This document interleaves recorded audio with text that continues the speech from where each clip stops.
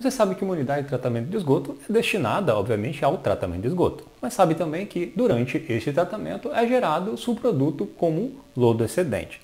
Será que a gente pode encarar esse lodo excedente como uma oportunidade de recuperação de recursos, como a recuperação de fósforo? É sobre isso que a gente vai falar nesse vídeo.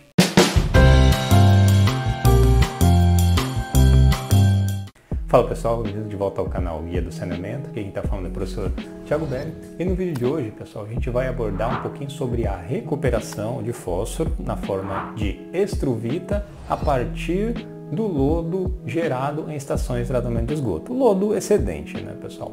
Então a ideia do vídeo é trazer um pouquinho de um olhar, como vocês veem aqui em tela, da estação de tratamento como uma unidade de recuperação de recursos e não simplesmente uma unidade de tratamento de esgoto, tá? E aí a gente vai olhar nesse contexto com mais cuidado para o fósforo, sobretudo por sua importância para a agricultura e as fontes existentes atualmente serem infinitas, tá? Então a ideia é abordar essa recuperação do fósforo como uma alternativa e também como uma alternativa mais sustentável do que as existentes.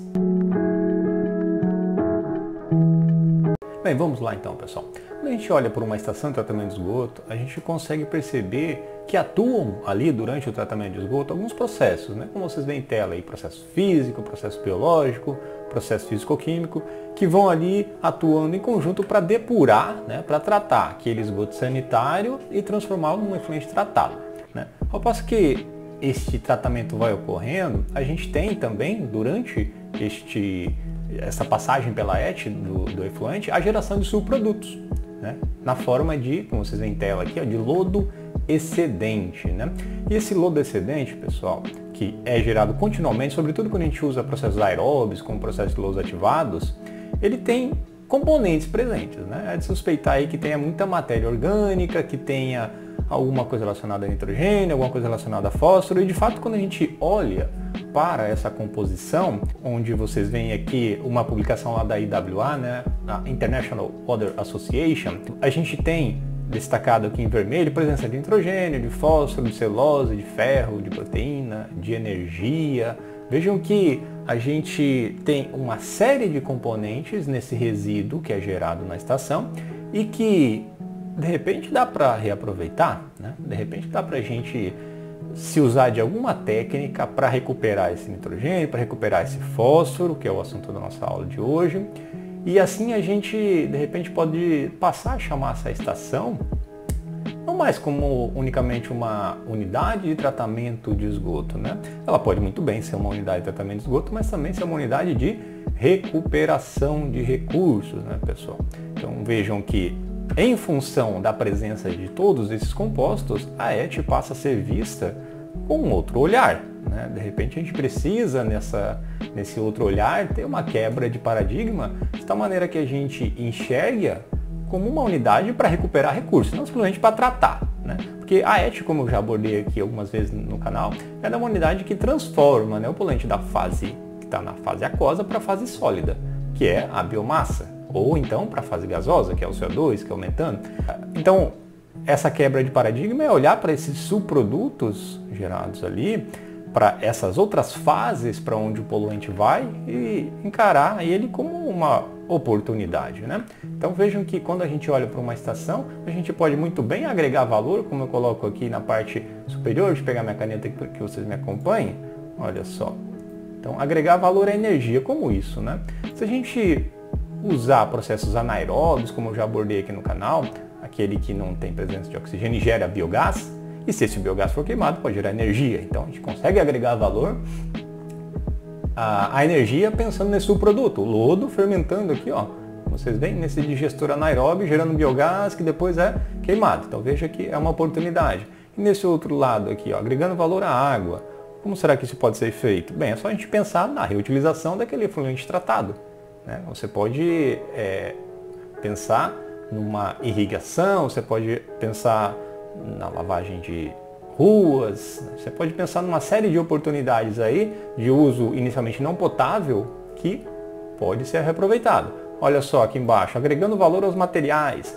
A gente tem conduzido aí pesquisas recentes, pessoal, tem visto aí na literatura que o lodo em si, como vocês viram ali, tem uma série de componentes, mas também tem tem uns biopolímeros que podem ser reaproveitados, tá? De grande interesse é a indústria farmacêutica, a indústria de medicamentos, a indústria de papel celulose, né? Um exemplo aí o alginato, né? O alginato acaba tendo essa possibilidade porque ele está presente aí em grande quantidade no lodo também. E por fim, mas não menos importante, aqui na parte de baixo, o nosso item, foco da aula de hoje, que é agregar valor aos recursos naturais. Do ponto de vista de olhar para esse recurso, né, esse lodo, e reaproveitar nitrogênio e fósforo, principalmente o fósforo que a gente vai abordar aqui. Veja então que também dá para pensar numa ideia de reutilizar e recuperar como fertilizante esse subproduto, né? Então veja, pessoal, que diante de todo esse contexto, a gente pode encarar uma ET sob uma ótica de economia circular, né? Onde você reaproveita ao máximo e reintroduz na cadeia esses subprodutos que antes simplesmente poderiam ser destinados a um aterro sanitário, né? Que é o que se faz na grande maioria, né? Então, a ideia é encarar a ET como uma unidade de recuperação de recursos e, no foco de hoje, pensar na recuperação do fósforo, né? Então a gente vai olhar agora pensando onde se enquadra, né, o fósforo no contexto mais geral. Bem, não é de suspeitar que ele seja em grande escala utilizado na agricultura, né, pessoal? A gente sabe que a agricultura extensiva aí acaba dependendo muito da aplicação de fertilizantes e um deles é o fósforo, né? Esse estudo publicado aqui, pessoal, na Science of Total Environment, só para que você tenha uma ideia da importância do fósforo para a agricultura, estima aí que para cada quilo de alimento produzido são necessários 4 kg de fósforo na lavoura, considerando, claro, também as perdas, né? Que é a maior parte. Então veja que tem uma grande dependência da produção agrícola com fósforo, né? Aí a pergunta que é, bem, já vi que é importante, né? Mas de onde vem esse fósforo, né? De onde vem, sobretudo no Brasil, que é um grande produtor agrícola, de onde vem o fósforo que é aplicado na lavoura? Bem, pessoal, ele é extraído de rochas fosfáticas, como vocês veem em tela aqui, e aí passa ali um processo de mineração e você tem ali o fósforo. Agora, onde estão localizadas, né? Onde estão localizadas essas jazidas, a gente pode chamar assim? Os geólogos que me perdoem aí, mas imagino que seja esse o termo. A gente tem aí que 77% das reservas conhecidas estão em dois países aí, né? Marrocos e no oeste ali do Saara. Então vejam que está um pouco distante da gente aqui, né? De tal forma que grande parte se você levar em consideração essa quantidade de 77% estão nesse pedacinho aí do planeta, grande parte do fósforo que chega no Brasil ele é importado, tá? A gente tem grande importação de fósforo. E aí, pessoal, quando você traz que grande parte está localizado nesse ponto e que a agricultura depende muito de fósforo e que a população até 2050 vai aumentar em 25%, é de se suspeitar que esse recurso finito uma hora vai acabar, né? De tal forma que as estimativas, pessoal, trazem para a gente aí que este recurso durará, aí ó, em média, uma estimativa, né, de 50 a 100 anos ainda. É muito tempo, né, se a gente pensar na história da humanidade, na história, né, do planeta Terra e tal. Então vejo que é uma coisa meio preocupante, de tal forma que a gente talvez precise buscar fontes alternativas para o fósforo, que não simplesmente essas rochas fosfáticas que a gente tem aí e que é um recurso limitado, né? Então vejam que buscar fontes alternativas é o carro-chefe da vez aqui da nossa discussão. A gente viu que em algum lugar tem fósforo, que é no lodo de esgoto, né, pessoal? Lodo ali da estação de tratamento de esgoto.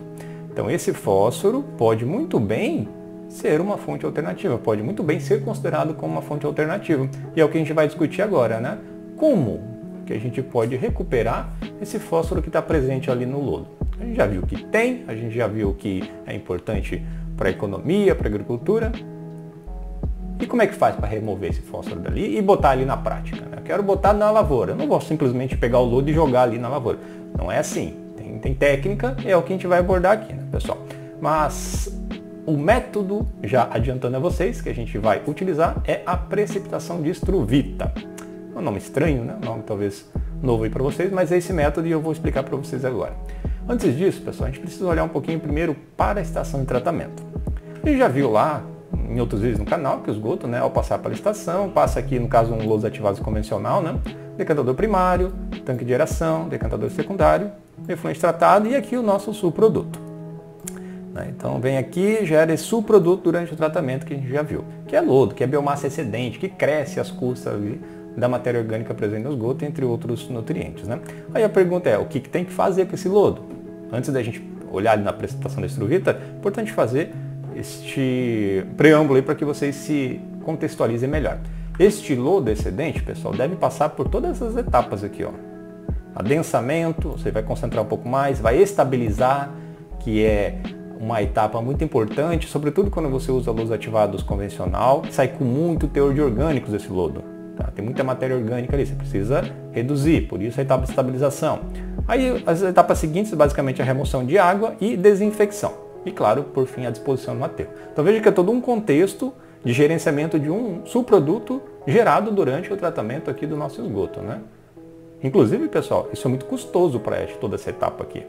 Toda essa etapa aqui, ela custa muito dinheiro para a estação, inclusive é a parte mais custa. Tá? Então, quando a gente olha para o lodo excedente, é pensar em custo para a ET. Tá? E o nosso caminho aqui está indo na direção de justamente reaproveitar recursos desse material.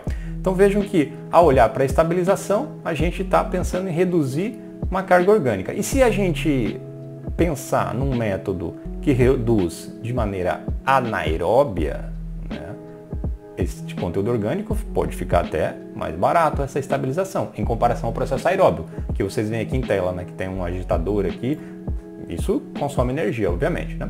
Então, pessoal, quando a gente pensa em estabilizar esse lodo excedente como parte do gerenciamento de lodo por um processo anaeróbio, é mais ou menos isso aqui. Então, você vai ter ali bactérias anaeróbias que vão se aproveitar do conteúdo orgânico presente nesse lodo, que vai sendo o quê? Vai sendo liberado aqui dentro do licor misto.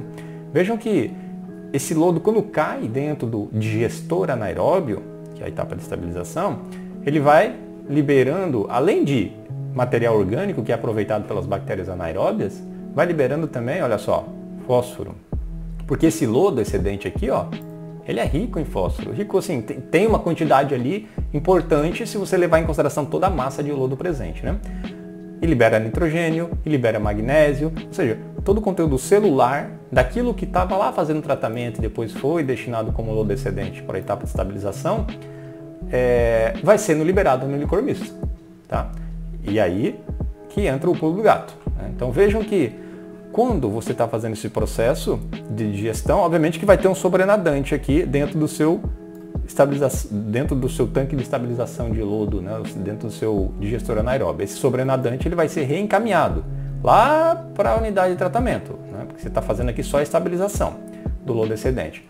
Acontece, pessoal, que esse sobrenadante, como eu disse para vocês, olha, vai ser rico em fósforo, vai ser rico em amônia, vai ser rico em magnésio. E aí, quando você vai encaminhar isso lá para a unidade de tratamento, esses componentes presentes ali acabam que reagem entre si, né? Esses elementos aí. E aí, olha só que maravilha. Olha como que vai ficando a sua tubulação de esgoto ali, a hora que retorna esse sobrenadante lá para dentro do seu tanque de aeração novamente, onde vai fazer o tratamento desse sobrenadante da digestão do lodo, né? Isso, pessoal, essa incrustação, esse material aqui, ó, é o que dá nome ao objetivo do nosso vídeo de hoje, que é a Estrovita.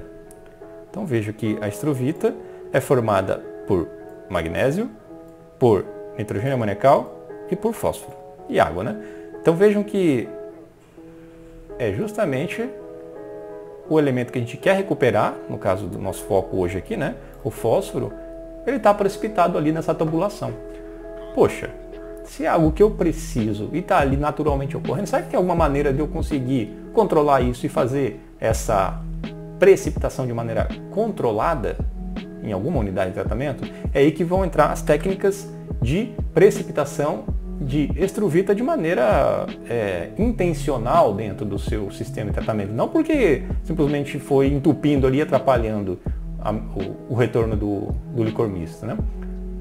Daquele sobrenadante lá. Então eu quero fazer ele de maneira controlada. Então a ideia é, como eu faço isso? Já percebi que, né, a gente é curioso, então eu quero fazer isso de maneira controlada e não que ocorra dentro da tubulação. Para isso, pessoal, os métodos que a gente vai ver mais aí, muitos deles patenteados e tal, basicamente se usam da seguinte estratégia.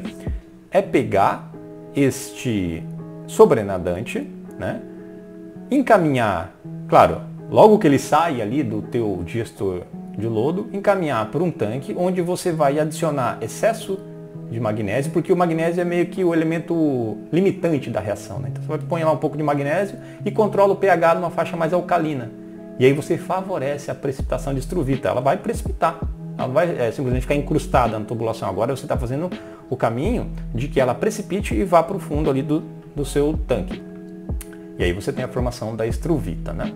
Agora, ó, uma imagem aqui de uma patente que a gente vai ver um pouco mais à frente. Olha como é que fica. Então esse material rico em fósforo, em nitrogênio, em magnésio, ou seja, esses macronutrientes que de repente pode ser reaproveitado lá na agricultura. É o que a gente vai ver um pouquinho mais à frente. Mas vamos lá. A gente quer formar estruvita e está entendendo como é que faz esse processo aí de maneira controlada. Então, se você me perguntar, professor, tá, eu quero conceber uma estação que pense nessa ideia de recuperação de estruvita. Primeira coisa, pessoal, é favorecer lá na estação de tratamento de esgoto um processo que condicione, que favoreça o crescimento de bactérias que acumulam fósforo em excesso. Tá? Aqui no canal a gente já abordou um vídeo sobre isso, cujo o título acho que é EBPR, tá? EBPR. Se fosse traduzir essa sigla em inglês, em português seria remoção biológica otimizada de fósforo. Então vejam que, diferentemente daquele outro layout que eu mostrei para vocês antes, esse layout aqui, ó, tem uma série de tanques. Veja, tanque anaeróbio, tanque anóxico e tanque de aeração. Veja que a gente está falando só do tratamento do esgoto, né? Então, se eu quero favorecer a recuperação de estruvita lá na etapa de gerenciamento do lodo, eu tenho que pensar antes na estação. Tá? Tem que pensar primeiro na estação de tratamento de esgoto, na fase líquida. Vamos focar aqui. Este fluxograma, pessoal, que favorece o processo que eu falei para vocês de EBPR, vai, então, favorecer o crescimento de bactérias que acumulam fósforo. Bem, isso já é o ponto de partida, né? Só para você ter uma ideia, se não tivesse essa recirculação de lodo entre os tanques anaeróbio e anóxico, que vocês veem aqui na parte de cima, né, daqui para cá, se não tivesse isso, fosse só o tanque aeróbio, a nossa biomassa que cresceria ali teria um teor de fósforo de aproximadamente de 1 a 2% em peso. Tá? Se você pegasse 1 kg ali de fósforo, 1 kg de biomassa, secasse e pesasse, 1 a 2% desse 1 kg ia ser fósforo. Quando você faz esse ajuste na estação, esse número aumenta bastante, pessoal. Pode chegar até 15% de fósforo na composição desse lodo. Então, poxa, isso é interessante para o nosso objetivo aqui, que é recuperar fósforo na forma de estruvita, né? Então, tenha em mente a primeira etapa dessa pergunta, né? Professor, eu quero fazer uma estação que pense nisso. É favorecer uma etapa que condicione o desenvolvimento do processo EBPR, ou seja, você vai precisar de tanque anaeróbio, tanque anóxico e tanque aeróbio na linha de tratamento. Muito bem. Próxima etapa, você vai precisar, aí quando esse lodo rico em fósforo for descartado, como qualquer processo de lodos ativados, vai mandar aqui para um adensador de lodo, que é para concentrar, né? Porque ele acaba saindo aqui com um teor de sólidos meio baixo, né? Então a ideia é que você concentre para não fazer um tanque muito grande, né? Muito bem. Passou pelo adensador, você descarta o sobrenadante. Aqui não é uma etapa de digestão. O adensador é só um tanque ali que vai deixar mais em repouso para ele sedimentar, concentrar melhor. Aí tu pega este concentrado e aí manda ali para aquele nosso digestor que a gente estava conversando antes. Tá? Manda aqui para o digestor de lodo. E aí vai ocorrer a liberação, vejam só, do fósforo que foi acumulado pelas bactérias lá que removem fósforo. Bem como o nitrogênio amoniacal e outros componentes ali presentes no lodo, né? Muito bem. Aí, pessoal, etapa seguinte. O que vai acontecer com esse sobrenadante aqui? Rico em nitrogênio, em fósforo. Você vai encaminhar lá para o precipitador de estruvita que a gente conversou antes, né? Onde você coloca lá excesso de magnésio e aumenta o pH. Forma a nossa estruvita. Vejam só, pessoal. Isso é uma técnica que vem sendo utilizada. A gente tem no mundo aí cerca de 80 ETs que recuperam estruvita a partir do lodo, nessa concepção mais genérica aí, né? vejam que no Brasil a gente não tem, né? Estão concentradas aí principalmente na América do Norte, na Europa e ali na Ásia. Então é um processo que vem ganhando força, pensando na ideia de economia circular. Então é um processo que daqui a pouco a gente vai ver sendo implementado no Brasil também. Quando a gente olha para essa ideia de recuperar a partir da estrovita, obviamente que vão surgindo empresas que vão patenteando as técnicas, tá? Esse artigo aqui publicado nesta revista aqui no ano de 2019, né, identificou, pessoal, deixa eu pegar minha caneta aqui, ó, cerca de 19 empresas, de 19 tecnologias, melhor dizendo, estão vendo aqui embaixo, ó, todas elas, que recuperam fósforo a partir do método de estrovita, que é a grande parte, né? Você pegar aqui toda essa fatia da pizza aqui, né? Que é o foco da nossa aula aqui hoje. E vejam que tem uma diversidade de técnicas, tá? E aí, para não ficar muito extenso o vídeo, eu decidi pegar essa primeira aqui, né? Que é a mais utilizada. A gente vai então abordar um pouquinho dessa patente aí. Não tem objetivo aqui de fazer propaganda, e sim entender a técnica para que vocês encarem aí como poderia ser aplicado na prática isso, tá, pessoal? Então, este é o processo. Lembram quando eu botava para vocês ali o tanque? Deixa eu até voltar aqui, ó. Aqui, ó. Aquela unidade lá seria essa aqui, ó. Tá? Então, todo esse outro pedaço aqui tem que ter na estação, tá? Ali o foco, a patente mesmo é só essa etapa aqui. Então vamos olhar com cuidado para essa etapa.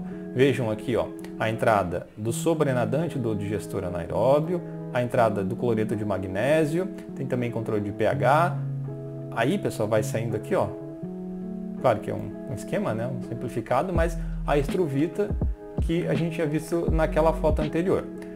Então vamos olhar um pouquinho com mais cuidado para essa patente. O que é preciso ter para além daquilo que a gente já falou antes? O que era? O nosso reator de lodos ativados fazendo o processo EBPR, para enriquecer o lodo com bactérias removedoras de fósforo. Próximo, o lodo excedente é encaminhado para um reator anaeróbio. Este reator anaeróbio não é necessariamente, pessoal, um digestor de lodo como era o anterior, né? Vejam aqui, eu vou voltar para que vocês me entendam. Não é necessariamente um digestor de lodo anaeróbio, é só um outro tanque anaeróbio para que a gente favoreça a liberação de fósforo, mas não por hidrólise das bactérias, e sim como parte do mecanismo do processo EBPR. Por isso que eu digo, é muito importante vocês assistirem ali o vídeo sobre essa remoção biológica de fósforo otimizado, que eu vou deixar no link, para entender um pouco melhor aqui de como é recuperada a estrovita. Então entendo esse reator aqui utilizado nessa patente, né, nessa da Ostar aqui que a gente está abordando, como um reator anaeróbio, simplesmente para que as bactérias, que ao caírem nessa condição anaeróbia, passem a liberar fósforo armazenado intracelularmente. Então ele vai para o licor misto, ok? Então, muito bem, temos lá o lodo ativados, temos esse reator anaeróbio. A próxima etapa dessa patente, pessoal, é aí sim caminhar para um adensador de lodo. Então, agora esse lodo, essa biomassa, que teve grande parte do seu conteúdo de fósforo já liberado aqui em cima, vai ser sedimentado, né? E aí depois o concentrado é encaminhado sim para o digestor de lodo, que é a etapa de estabilização do lodo que a gente já tinha abordado antes, né? Seguindo, vocês já vão entender melhor o porquê dessa diferença. A próxima etapa, pessoal, então é a nossa unidade de precipitação de estrovita, como tinha abordado antes. Então pega ali este licor misto que teve agora a hidrólise celular de bactérias que foram fermentadas ali dentro, e aí liberou, conforme eu já tinha abordado antes, né, todos os constituintes celulares dela. Então manda lá para o nosso precipitador de estrovita. A diferença aqui, pessoal, é que ele pega, vejam só, deixa eu só tirar, ficou todo vermelho aqui, ficou meio difícil de entender, né? Ele pega o sobrenadante de duas linhas, vejam só. Ele pega o sobrenadante tanto do digestor anaeróbio, que está aqui, ó, rico em nitrogênio, fósforo, que eu já tinha abordado antes, e manda lá para a nossa unidade de precipitação de estrovita, mas também pega o sobrenadante do adensador de lodo, tá? E manda para cá. Então veja que a gente tem duas linhas que vão encaminhar um líquido rico em fósforo em nitrogênio, em magnésio para a unidade. Por que isso? Por que antes não tinha essa etapa e agora tem? Por que se faz isso? É justamente para evitar, pessoal, que aqui no próprio digestor anaeróbio de lodo ocorra a formação de estruvita. E ali não está preparada para recuperar. Essa unidade é justamente só para estabilizar, fermentar o lodo. Mas se tiver fósforo, se tiver amônio, se tiver magnésio ali, vai ocorrer dentro dessa própria unidade. E aí com o tempo vai formando incrustação nas paredes, vai diminuindo o volume útil do reator. Então a ideia é fazer algum mecanismo aqui para minimizar isso. De tal maneira que quando você põe um reator anaeróbio, como é o caso aqui, ó, como ele está presente, você acaba liberando grande parte do fósforo antes. E aí você já pega aqui, ó, depois na linha do sobrenadante e manda direto lá para a unidade que a gente quer precipitar a estruvita de forma proposital. Tá? Então essa é a jogada aqui dessa patente e, claro, depois a gente também tem que encaminhar o sobrenadante lá para a nossa unidade de lodos ativados. Então se a gente fizesse aqui um layout desse tanto de rabisco aí que eu trouxe para vocês, vejam só, teríamos lá o nosso decantador primário, o nosso lodos ativados, o decantador secundário, depois a etapa do nosso reator anaeróbio, que é para liberar o fósforo, depois o nosso adensador, tá em inglês aqui o termo, o sobrenadante desse adensador vai direto lá para a unidade de precipitação de estruvita, ao passo que o lodo adensado vem para o digestor de lodo, depois do digestor vai para um desaguamento, e aí, pessoal, este sobrenadante do adensador vai também lá para a nossa unidade de precipitação de estruvita. Vejam que o material sólido agora, com quase todo o nitrogênio, o fósforo, o carbono ali removido dele, que foi tudo lá para a fase líquida, vai aqui e vai ser destinado para um outro propósito aí, talvez uma disposição em aterro sanitário, mas o fósforo, o nitrogênio, o magnésio, tá tudo aqui, ó, foi recuperadinho. E para ilustrar um pouquinho, pessoal, essa nossa conversa, talvez ficou um pouco cansativo ali, porque tem vários detalhes, e às vezes acaba sendo importante entender um pouquinho de outros processos para complementar, Eu trago para vocês aqui um exemplo em escala real, tá? De aplicação disso lá nos Estados Unidos, no estado da Califórnia, a cidade de Paso Robles, onde vocês vão acompanhando aqui esse videozinho, pessoal. Então tem essa ET, como eu estava falando para vocês, uma vista mais aérea dela, um processo de lodos ativados, aqui o tanque de aeração, depois tem um pouco mais para trás as linhas de circulação, e esse é o reator de precipitação de estruvita, dessa patente aí, chama de PURE, E essa é a estruvita recuperada, olha só, esse material rico em nitrogênio e fósforo que a gente está supondo reaproveitar na agricultura, Então vejam uma aplicação prática, isso é importante compartilhar com vocês aqui. E assim, pessoal, o que se traz disso é que durante o tratamento do esgoto, você tem a geração de subprodutos que tem valor agregado. Então a ideia aqui, quando a gente vai olhar para a estação de tratamento de esgoto, a gente deve se perguntar, bem, será que isso aqui não tem nada que eu possa aproveitar? Essa é a ideia então do nosso vídeo. Agora a gente já viu como recupera, A gente já viu que tem técnica, a ET tem que estar ajustada para isso. E o que fazer com essa estruvita, Então, só para ilustrar aqui, pessoal, a aplicação na agricultura desse fósforo é o propósito maior dessa técnica, E é interessante porque a estruvita em si, ela, quando aplicada na agricultura, ela apresenta uma menor lixiviação em ocasiões de precipitação. Então, comparado a fertilizantes tradicionais, ela tem vantagens, inclusive. Vejam só, que interessante. Você reaproveita um resíduo e esse resíduo ainda acaba sendo melhor do que o tradicional, do que o comercial. Tá? E aí, para finalizar um pouco essa conversa nossa e ver um pouco na prática, esse estudo aqui, pessoal, publicado no Jornal de Agronomia, ele foi publicado ano passado, um estudo recente, Então, deixa eu pegar minha caneta aqui para que vocês me acompanhem. Então, a gente tem aqui um estudo que avaliou a utilização da estruvita em cultivo de arroz irrigado. E aí, qual foi a resposta Isso é importante, né? A gente, bem, fiz todo esse trabalho aí, quero botar na agricultura, mas será que realmente melhora? Então a resposta na conclusão do trabalho deles aqui, desses autores, é que o cultivo de arroz com estrovita foi semelhante à resposta com fertilizantes tradicionais, ou seja, ele respondeu de maneira muito semelhante aos adubos tradicionais. Aquele que vem da rocha fosfática, que vem importado e que está acabando. Né? Então vejo que essa alternativa que se propõe com o lodo rico em fósforo e recuperado na forma de estrovita, resulta no mesmo benefício ao plantio de arroz. Né? E aí a conclusão assim, que eu achei bem interessante desse trabalho, pessoal, compartilho com vocês aqui, ó. A estrovita recuperada de águas residuárias pode ser uma fonte alternativa de fertilizantes à base de fósforo, né, para o cultivo de arroz. Então, trouxe para vocês o de arroz, mas isso certamente, se vocês procurarem na literatura, vão encontrar que a estrovita pode ser benéfica para outros cultivares que não somente o arroz. Então, fica aí a nossa reflexão, né? A recuperação de fósforo e o lodo é uma fonte alternativa, mais sustentável e que funciona na prática para esse fim de adubar, que é fertilizar o seu solo para plantio, né? Então vejo que é uma outra forma, pessoal, de encarar a estação de tratamento de esgoto.